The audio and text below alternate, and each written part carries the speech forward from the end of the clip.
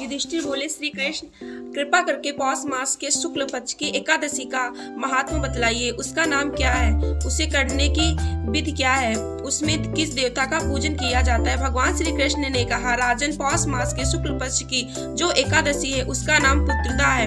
पुत्रदा एकादशी को नाम मंत्रों का उच्चारण करके फलों के द्वारा श्री हरि का पूजन करें। नारियल के फल, सुपारी, विजौरा नींबू, जमीरा नींबू, अनार, सुंदर, आंवला, लौंग, बेर तथा विशेषतः आम के फलों से देव देवेश्वर श्री हरि की पूजा करनी चाहिए। इसी प्रकार धूप दीप से भी भगवान की अर्चना करें। पुत्रदा एकादशी को विशेष रूप से दीप दान करने का विधान है। रात को वैष्णव पुरुषों के साथ जागरण करना चाहिए। जागरण करने वाले को जिस फल की प्राप्ति होती है वह हजारों वर्ष तक तपस्या करने से भी नहीं मिलता। यह सब पापों को हरने वाली उत्तम तिथि है।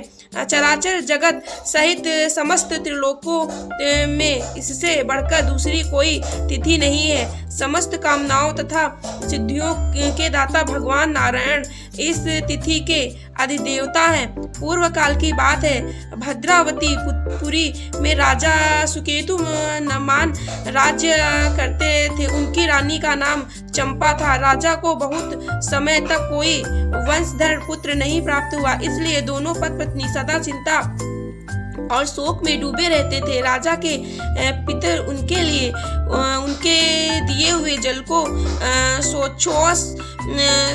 शोकोवाच में गर्म करके पीते थे। राजा के बाद और कोई ऐसा नहीं दिखाई देता जो हम लोगों को तर्पण करेगा। यह सोच कर पितर दुखी रहते थे। एक दिन राजा घोड़े पर सवार हो गहन वन में चले गए। पुरोहित आदि किसी को भी इस बात का पता न था। मृग और पक्षियों से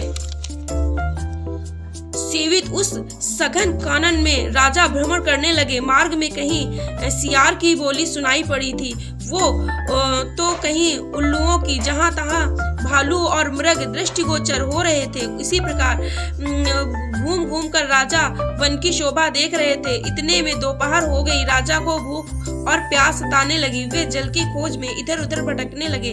किसी पुण्य के प्रभाव से उन्हें एक उत्तम सरोवर दिखाई दिया, जिसके समीप मुनियों के बहुत से आश्रम थे। शोभाशाली नरेश ने उन आश्रमों की ओर देखा। उस समय शुभ की सूचना देने वाले शकुन होने लगे। राजा का दाहिना नेत्र और दाहिना हाथ फड़कने लगा, जो उत्तम फल की सूचना दे रहा था। सरोवर के तट पर बहुत से मुनि वेद पाठ कर रहे थे। उन्हें देखकर राजा को बड़ा हर्ष हुआ। वे घोड़े से उतरकर मुनियों के सामने खड़े हो गए और पृथक पृथक उन सबकी वंदना करने लगे। वे मुनि उत्तम व्रत का पालन करने वाले थे। जब राजा ने हाथ जोड़कर बार बार दंडवत किया, तब मुनि बोले, राजन, हम लोग तुम पर प्रसन्न हैं। राजा बोले, आप लोग कौन हैं? आपके नाम क्या है तथा आप लोग किस लिए यहाँ एकत्रित हुए हैं? कृपया यह सब बतलाइए। मुनि बोले, राजन, हम लोग विश्व देव हैं, यहाँ स्नान के लिए आए हैं। माघ मास निकट आया है।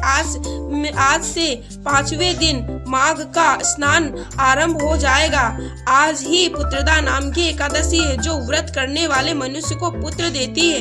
राजा ने कहा, विश्व देव गण आदि आप लोग प्रसन्न हैं तो मुझे पुत्र दीजिए। मुनि बोले, राजन, आज पुत्रदा नाम की एकादशी है। इसका व्रत बहुत विख्यात है। तुम आज इस उत्तम व्रत का पालन करो। महाराज, भगवान केशव के प्रसाद से तुम्हें पुत्र अवश्य प्राप्त होगा। भगवान श्री कृष्ण कहते हैं, युधिष्ठिर, इस प्रकार उन मुनियों के कहने से राजा ने उक्त उत्तम व्रत का पालन किया। महर्षियों के उपदेश के अनुसार विधि पूर्वक पुत्रदा एकादशी का अनुष्ठान किया। फिर द्वादशी को पारण करके मुनियों के चरणों में बारंबार मस्तक झुकाकर राजा अपने घर आए। तदंतर रानी ने गर्भ धारण किया। प्रसव काल आने पर पुण्यकर्मा राजा को तेजस्वी पुत्र प्राप्त हुआ, जिससे अपने गुणों से पिता को संतुष्ट कर दिया। वह प्रजा का पालक हुआ। इसलिए राजन, पुत्रदा का उत्तम व्रत अवश्य करना चाहिए। मैंने लोगों के हित के लिए तुम्हारे सामने इसका वर्णन किया है। जो मनुष्य एकाग्रचित होकर पुत्रदा एकादशी का व्रत करते हैं, वे इस लोक में पुत्र पाकर मृत्यु के पश्चात स्वर्गगामी होते हैं। इस महात्म्य को पढ़ने और सुनने से अग्निष्टोम यज्ञ का फल मिलता है।